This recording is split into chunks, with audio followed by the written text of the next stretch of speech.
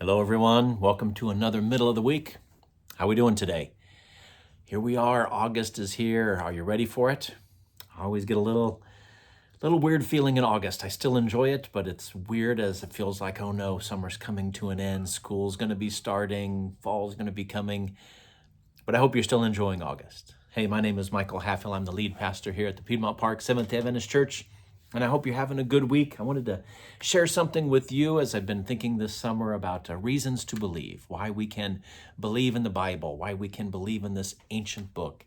And there's one very fascinating sentence that Jesus says in the Gospel of John that gives us a reason why we can believe this story.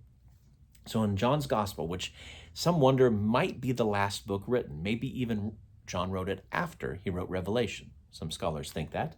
If so, this would have been perhaps the last chapter that God inspired a human to write for the Bible. John chapter 21. Amazing story of when Jesus meets with the disciples. He reinstitutes Peter again after the 3 denials. Now he gives him 3 opportunities to declare his love. But then something amazing happens. And Jesus says to Peter, and he says it to him in John chapter 21, verse 18. Jesus says, most assuredly I say to you, he's talking to Peter here, I say to you, when you were younger, you girded yourself and walked where you wished. But when you are old, you will stretch out your hands, and another will gird you and carry you where you do not wish. And this seems to, and then verse 19 says, thus he spoke, signifying by what death he would glorify God. And of course, as John is writing this, Peter has probably already passed away. So it was a prediction for Jesus to say that, but John is now remembering it and writing it down. But why this is important and why this is a reason where we can believe is because the story of Jesus, the resurrection of Jesus, the whole Bible rises or falls on that very thing. Can we believe that Jesus rose from the dead? Well, the fact that Peter and the others, all of them, maybe except John, tradition says that all of them died brutal deaths because of what they were saying about Jesus.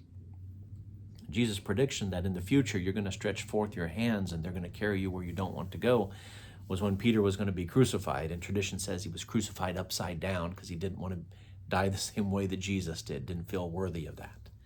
The fact that each of these men were willing to die for the story they told about Jesus, that tells us that there has to be truth to this. That's one of the reasons why we can believe, because if it was a lie, if they made up the whole story, and then years down the line after all this preaching about Jesus being resurrected, if you're getting ready to lose your head because of that preaching, if they were lying about it, one of these guys, or maybe all of them, would have said, whoa, wait a second now.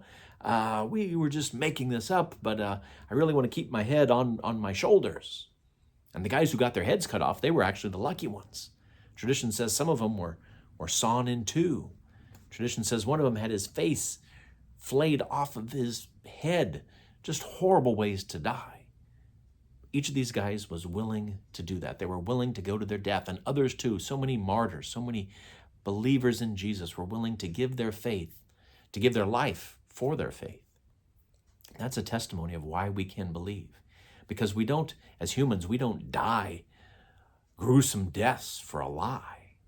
But they were willing to not only live for Jesus, they were willing to die for Jesus because they knew that he had in fact resurrected.